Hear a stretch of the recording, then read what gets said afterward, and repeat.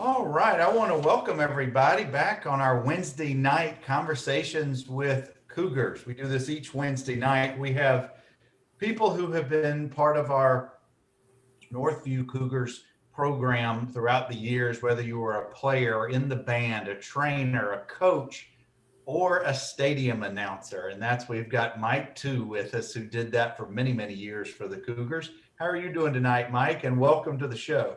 Thank you. I'm really excited about it. Yeah, I've enjoyed being part of the Northview Cougar Nation. A lot of fun, and I have great memories from that. Of course, I had three sons that graduated from Northview.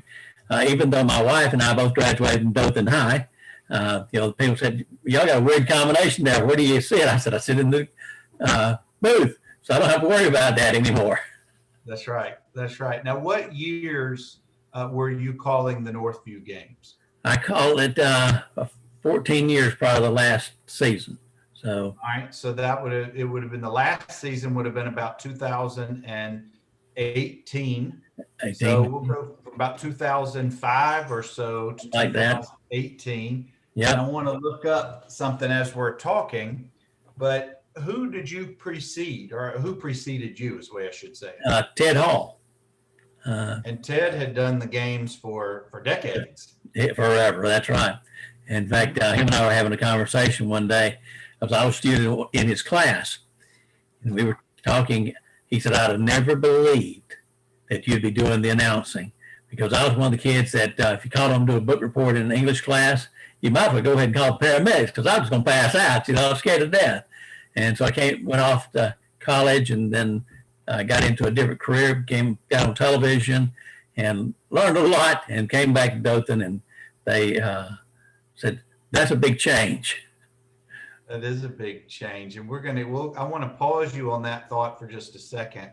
But you called games for coaches Chip Harris, Wayne White, LeBron Stewart, and Josh Parrish. So our last four coaches is who you had games for in those years. But Mike, how did you get into this industry? How did it develop where you became, because it's such a unique talent. There's only a couple of you guys, because there's only one Rip Hewes stadium. There's other little stadiums around Houston County and in the Wiregrass, but there's only one Rip Hewes. And for you and Ted Hall to have done it for so many years, how did you get there? Well, it was by accident that I became in it. We had a thing here called the Southern Showcase Band Competition, and I was part of the band boosters, and I was asked would I do the announcing for that, and I said, sure. Well, that led into doing the ball games. So I got into the ball games and just kind of fell into it, I guess you could say. And you said you had three sons who all graduated from Northview. Approximately what years did they cover? Because it would have been at least a decade's worth, I would assume. Oh, yeah. My oldest was 38, and my youngest was 24. That tells you. So you had about 15 years of Northview. And as a parent. In fact, whenever my youngest one graduated, several people said, "Are you going to continue?" I said, "For as long as they want me to go, and as long as I can continue to have fun, I'll do it, because I enjoy it." Because I look at what I do as not as a statistician, but I'm the person that helps entertain the crowd and keeps people pumped up. And I don't worry about who gets credit. I worry about giving credit. One of the things that we do at the booth, I have two spotters, one on my left and one on my right. And so they're talking to me, telling me who's making the plays. We might have three people got in on a tackle. We'll name all three of them, because that might be the only time they ever hear their name over the loudspeaker system. Well, I was going to ask you, talk a little bit about the dynamics of being in the booth. You've got two spotters, you've got your responsibilities, they have theirs. Logistically, how do you guys work together? I have a great team. I've got several people that come in and out as substitutes, but the scorekeeper is usually one of my sons. One of my spotters is another son. And then Dr. Jeff Gaunt, he's my right hand. He's been doing it. He substitutes for me when I have to be out for a game, which is very few. But Jeff is on the other side usually. So they're talking. they're calling out the numbers, and I've got the sheets up on the window in front of me, and I'm reading off the numbers and announcing it as they're talking to me. So it's an experience to having two people talk to you in your brain, and also the officials over there maybe saying something, you're listening to them, then try to put it all together to make an announcement. And then you have to timely make your announcement in between the action, right? That's right. You got to try to get it in there. Sometimes you have to cut it real short, especially if some of the teams are decided they're going to do a no huddle game plan. So you have to get it in, and may not finish all what you'll say. Then you may come back later and be able to finish it up, may not. So it's just an experience, and you just have to go with whatever you have. So it's interesting. For folks who haven't heard you with your signature call, I'm putting you on the spot a little bit. Can you give us a touchdown Cougars? Touchdown Cougars! There it is. There it is. And let me ask you, Mike, all great announcers develop their own style, have their own cadence, their own recognition. And when you're not there, people in the stands immediately can tell a difference. They can. And I assume that over the years, you honed your craft. Did you have any others who were ahead of you that you tried to model your style after? Or did you just create your own? Well, I've created my own, but I've used some great people the way they do theirs. For instance, if you go to the Troy University Stadium, you'll hear the same style. They've had some great announcers up there, and I've used a lot of their style. I developed the yell after several of the major college programs. That's the way they do it to drive the crowd into some excitement and get it moving. So I've just used a lot of different people's ideas and methodologies to be able to put it all together and make it mine. So I try to do that to keep my style, but yet use some proven styles as well. Well, it's and forgive me if I'm incorrect, but there's not really a school for stadium announcing, is there? Is it more on-the-job training? It's more of the on-job training, but we do have some training through the Alabama High School Athletic Association. They have trained several of us, myself, Fox Fleming from Enterprise, a few others have been there for that training. That was a very good training. They taught us some things, and we got to go into Crampton Bowl and find out how much delay in the time you speak to the time you come up with a sound system. Yeah. And that was a very unique stadium. I was going to say, when you go on the road, if you're at other stadiums, you've got to learn the logistics of that particular stadium. But Mike, we got a few folks who say hello to you. Shirley C. says to tell you hello. Right. Yes, she helped me with my boys all the way through school. She's a great job. That's right. And Beth Hemby says hello, and she remembers assisting you for a few games. Yes. Time to time. Yes, I twisted Beth's arm, got her up there a few times to help me out. Well, guys, I'm talking with Mike too. Mike is currently the Rip Hewes Stadium announcer for Dothan High. He was the Northview and Dothan High announcer for at least 14 years for Northview under the last four coaches that we had. And Mike, before we get to some games and some of your experiences, what was it about Rip Hewes, the stadium, that you really liked? Or were there parts of it that you just, it's just Rip Hewes, I just got to deal with it? Or was there something unique about the stadium? Well, one thing about Rip Hewes, especially during this pandemic, there's 6 of us right there in that part of the booth, and we're shoulder to shoulder. It's hard to announce and hard to talk with masks on.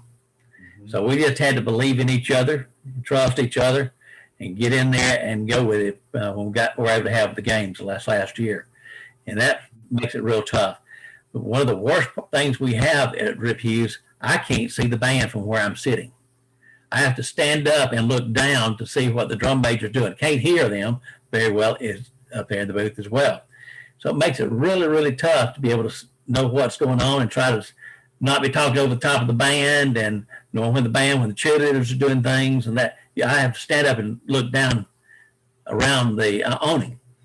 So that's kind of tough on us sometimes. And our speaker system, we've upgraded in the last few years. There for a while, if I did the chant and call a little bit too loud, but the speaker would drop out. Well, who do we need to talk to with the city or with the school system to get some upgrades in the press box, in the booth? We're already working on that. They have talked to me. They've got some plans, and they called me, and I went down and visited with them and told them some ideas that I had, and they were very receptive to it. So I look forward to the plan that they come out, because they want to retain Rip Hewes Stadium as the city stadium, but they know there's a lot of upgrades. So they've been very receptive to what I had to present to them. Well, I think, am I correct in saying that Mr. Radney was in charge of the stadium for many years? Yes, JT was. We lost JT just a couple of weeks ago. And I talked to him many times about the stadium things, and he understood, and he conveyed that to people downtown. He was always very receptive. He knew the problems I was talking about. Well, I need to go study up on my history of the stadium, but to your knowledge, has it been upgraded in the last few decades? Have they done anything other than maintenance? Yes, they built the new press box. However, when they built the press box, they set it over the top of the bleachers, and that's what made it where I can't see. And when and they didn't think about that whenever they were redoing it, because they were trying to get it redone. Because our old press box, you go in it, you'd feel it shake. You couldn't go to the bathroom by yourself because you couldn't hold the door and use the bathroom at the same time, because the door would just fly wide open. So they had to do something, and they made a fantastic upgrade on it. They hurried so much because we had to get it in between seasons. In fact, we actually wound up in part of the season announcing from field level, which is tough. While they were working on the stadium. Yeah, I bet. Well, Mike, let's take you to some of those more memorable games, whether it was a Dothan High game or Northview game. Historically, what games or what events or what things, good, bad, or indifferent, do you remember? Just, we want to hear some of your experiences about being up in the press box at Rip Hewes. Well, when you have Cougars and Tigers in the same town, and you're doing one game on Thursday night and one game on Friday night, you may get confused. And all of a sudden I did. I renamed a team. Uh-oh. I called the wrong name out. And of course I hear from it real quick, because my wife is sitting down in the audience, and she's texting me, because I have my cell phone sitting in front of me at all times in case I get emergency messages. And she said, "You named the wrong team." So that was kind of embarrassing, but I lived through it. I've done that on a couple of occasions. I've also done other schools as well, so I'd be real careful. I'd be very cognizant of where I am and what the team is, as well as trying to announce the game.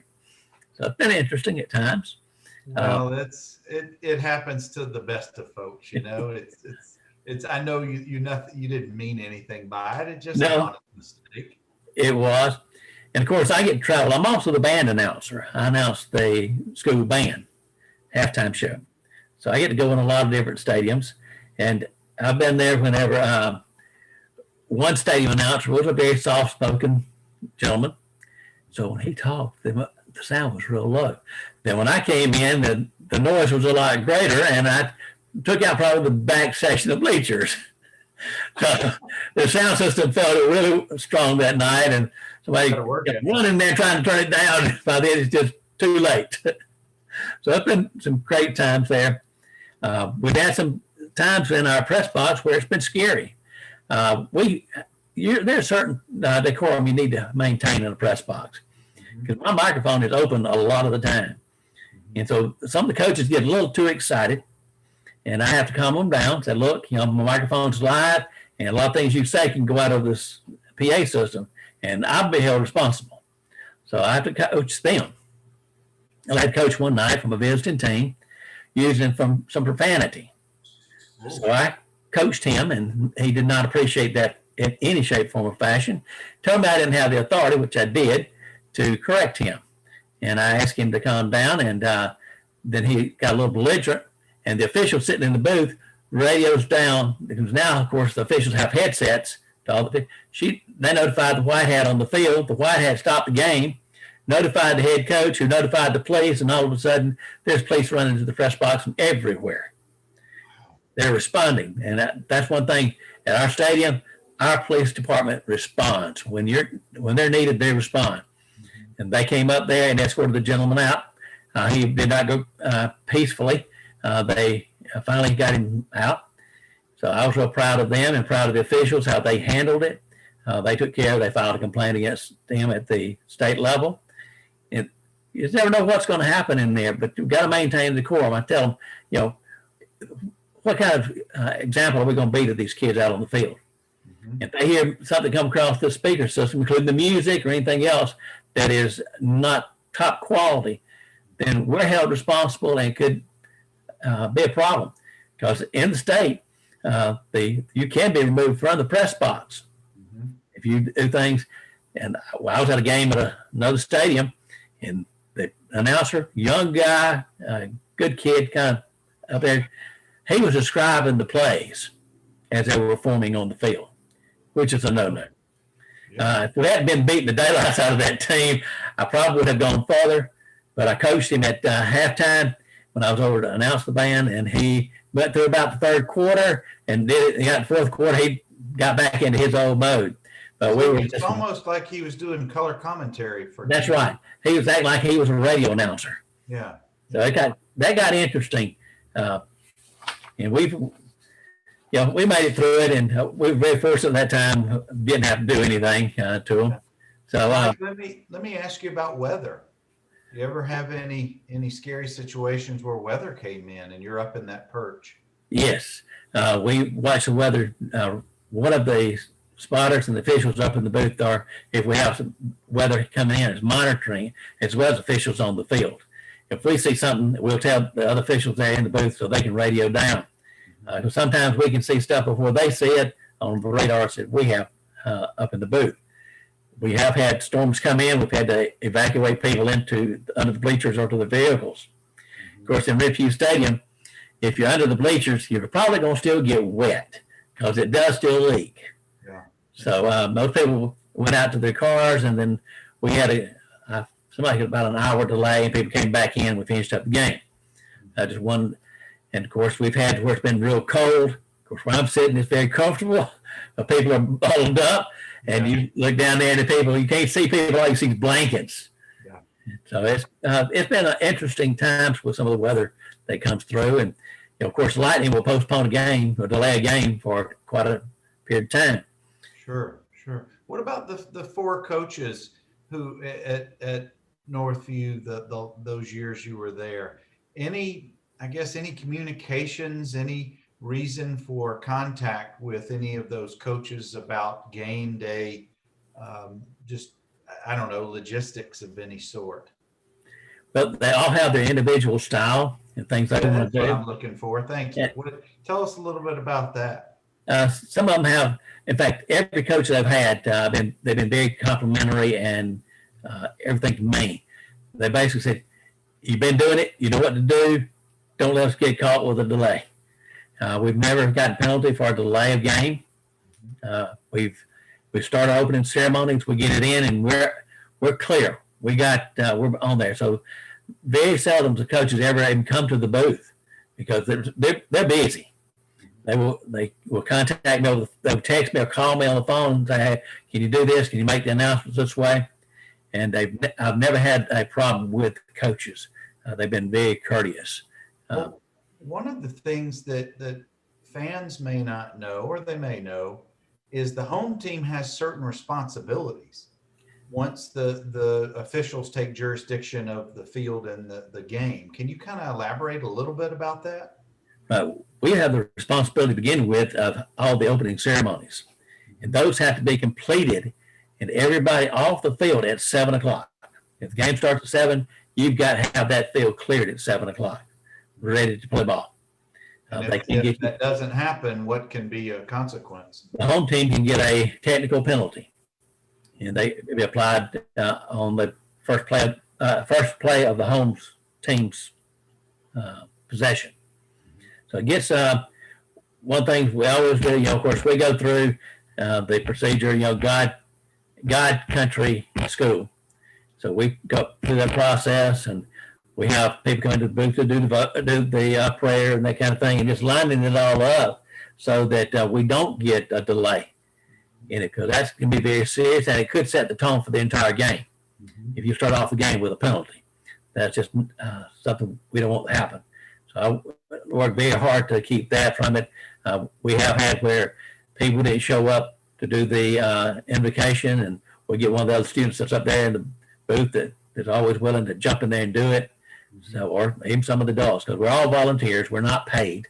Right. The officials are the ones that are paid. The rest of us are volunteers. Mhm. So we're not compensated. So we're not part of the school staff.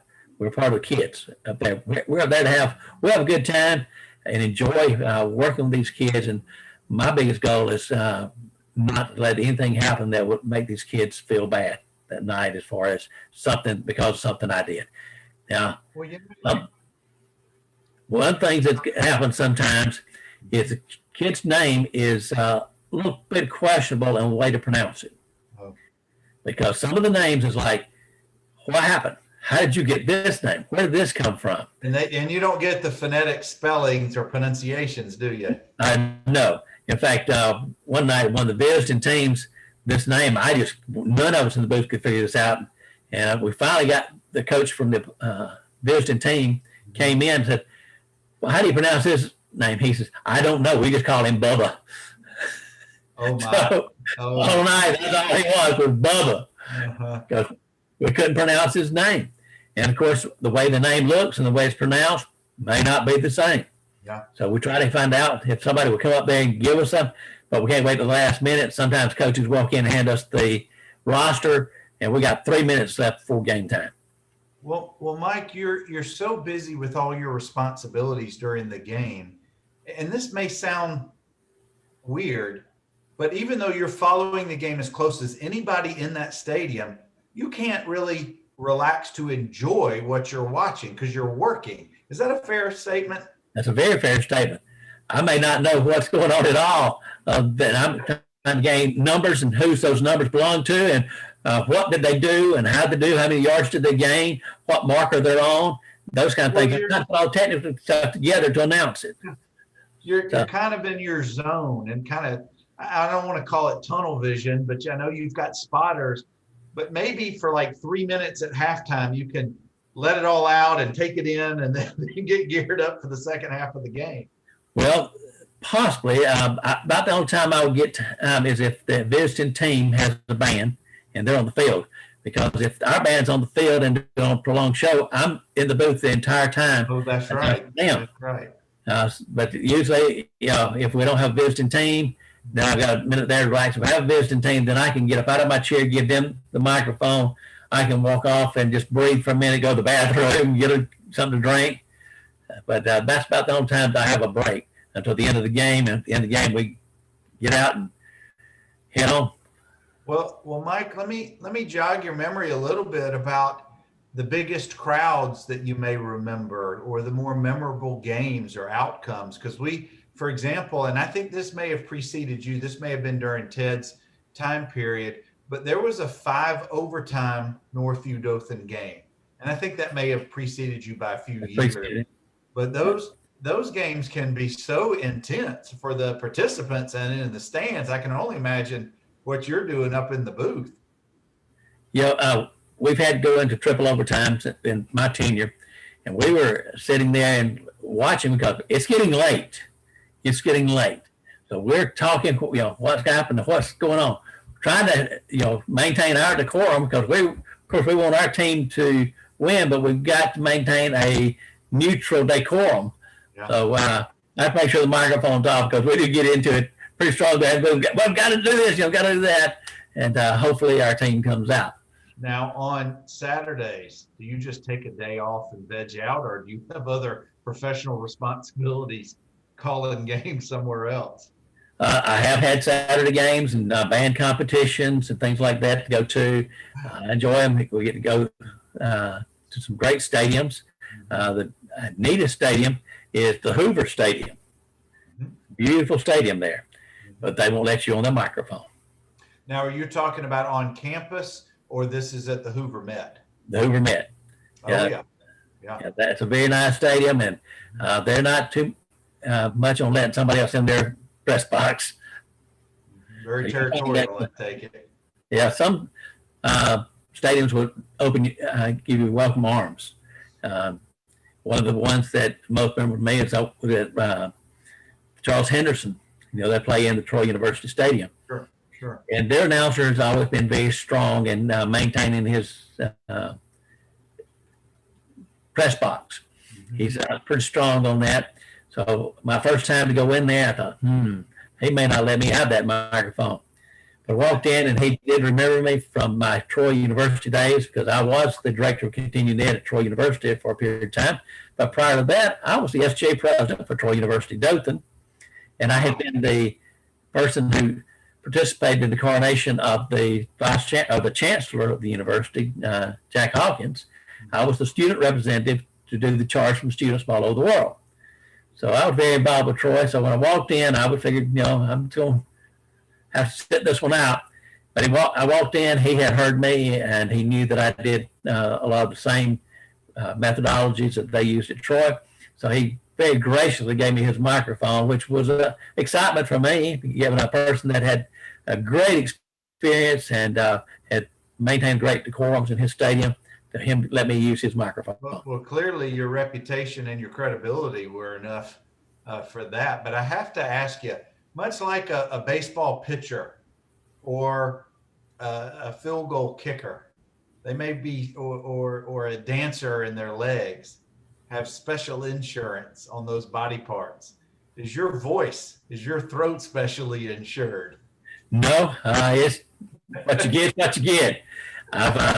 One thing that I do, I keep my vocal cords hydrated during the game. I've got either water or soft drink sitting to me at all times. And I also eat animal crackers during the game. Little pieces of crackers, and that keeps the saliva going and going down the throat. So it maintains it where hopefully it protects my voice. I've had it go a little bit slack on me before, but I have not lost it completely. Oh, guys, we're getting some insider information right now.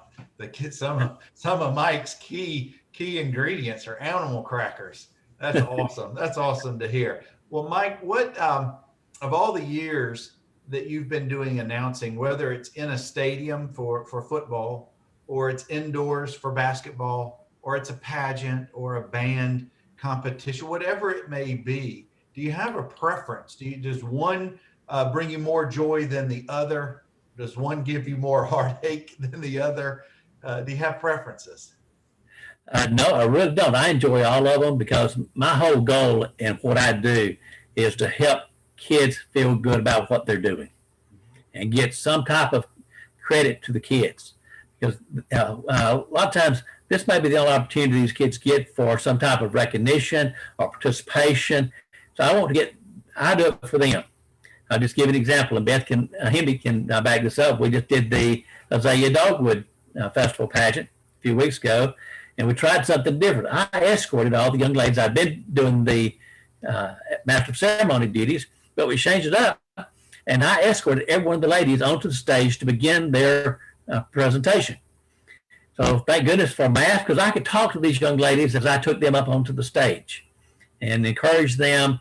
And the girls come back later and tell me how much that encouragement meant to them.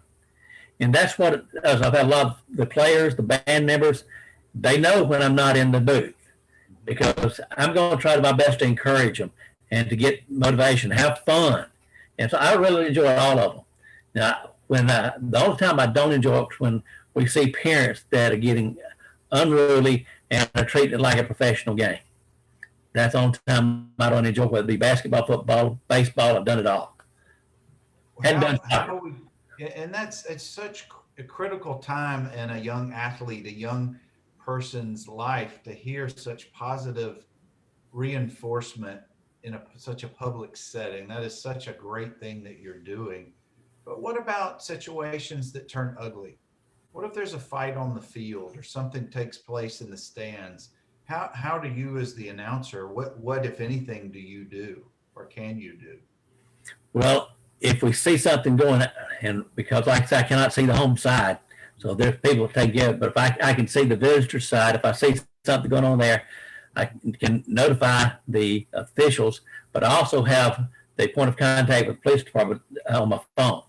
So me or one of the spotters can immediately call the police officer, the contact person for the police department, and they respond. And we have had it where I've had to announce over the PA system to not go on the field. We did start doing that at every game, and telling people do not go on the field after the game. Help keep some of that potential problems from getting out of hand. But we announce that every game now is no one's allowed to go on the field after the game. Please do not go on the field. And that's just a safety measure. The police department's out there to help enforce that. Well, Mike, over the last years that you did Northview games, any particular players or events or games, not events, but games that stand out as memorable for you? Or is it just all good memories for you? It's all good memories. I have great memories. There was never a time that I didn't enjoy doing what I was doing because I knew what I was trying to accomplish for the kids. And the parents seemed to really appreciate that the kids were given credit, even though they only got their hand in on a tackle. They got a little bit of credit. They got to hear their child's name. Of course, that helps build the camaraderie as well. Oh, absolutely. But speaking of that, I don't remember if it was 04 or 05 that the losing streak was broken against Opelika. Do you remember that game? Were you a stadium announcer, or did that precede you? I was there for it. And that was a celebration in itself because everybody was okay. It's just about impossible, looks like. And it became possible. And I think that changed the whole attitude of everybody in not only football, but other sports as well. We saw kids actually get excited again. Were your children, any of your boys in school at that time, if you recall? That would have been probably 05, I think. Right. Yes, I had one there. And my oldest one played football. My middle one started out in football, but he switched over to soccer. And he was a soccer player that wanted to come on and be a kicker. And he got out there and he decided that wasn't for him. So he continued to soccer. He enjoyed soccer as well. That's some game I have not learned all the rules on yet. That is it's hard for me to comprehend all the things and the offsides and things of that nature. It's been a little rough. Of course, my two youngest sons, one did the soccer and my youngest one, both were in the band, both played trumpet. My middle one's band captain. So we were very involved with the band as well as stadium. Very good.